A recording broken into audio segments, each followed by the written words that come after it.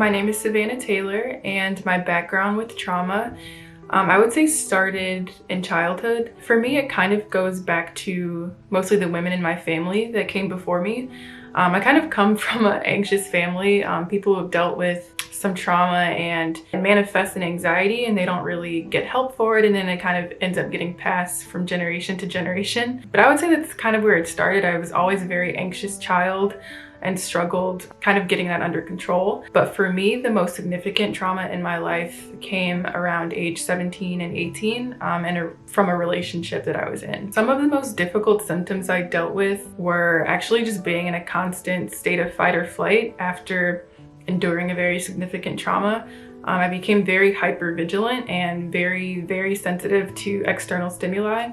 So for example, bright lights would almost immediately send me into a panic at times. I would deal with pretty much daily anxiety attacks and a little less frequently panic attacks that were very debilitating and very, very difficult to deal with. And I found it very difficult to cope with these symptoms because the trauma was so sudden. Most of these symptoms came on very quickly, and a lot of them were things that I had never really dealt with before. So I ended up trying lots of different therapists and being in and out of group therapy. And those things did help, but sometimes they can only help up to a certain point. And I really needed something extra that I really struggled getting because even like practicing all my coping mechanisms, I still found myself in that constant fight or flight mode that just wouldn't go away. It made it very difficult to sleep. It made me very hypervigilant and very hypersensitive to things.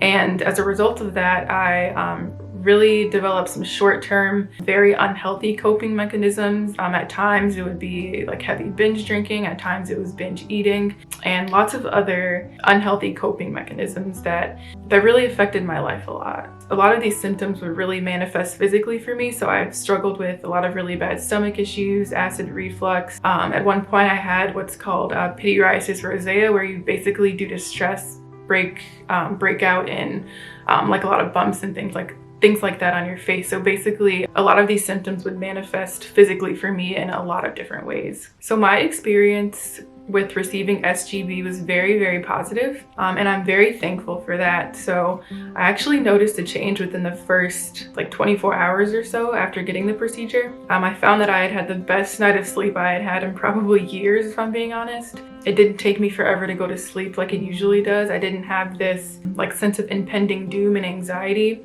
when trying to go to sleep. Bright lights no longer sent me into a panic. I was able to just like watch TV and look at the screen, or like just be driving and like other people's lights don't bother me as much. I was just significantly less sensitive to external stimuli, which is something that was a big struggle for me before. It's easier for me to focus now at work and doing my coursework for school and things like that. It's easier for me to focus in conversations.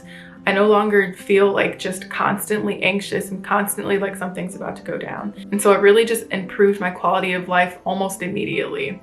So that was very, very exciting for me. I feel like there's a huge need for trauma survivors to have the opportunity to undergo SGB, because a lot of trauma survivors really don't even realize how much it's affecting their life sometimes. And even if they do realize how much it's affecting them, they really don't feel like there's an outlet or any kind of relief that they can get for this. I know that I'm not the only person who's tried every kind of therapy and so many different kinds of therapists and so many different kinds of coping mechanisms and all these different methods for dealing with all of these PTSD symptoms. But I'm happy to know that SGB is an option, and I wish there was just more awareness and more of an opportunity for people to get the procedure if they want it. And I'm really grateful I was able to get it.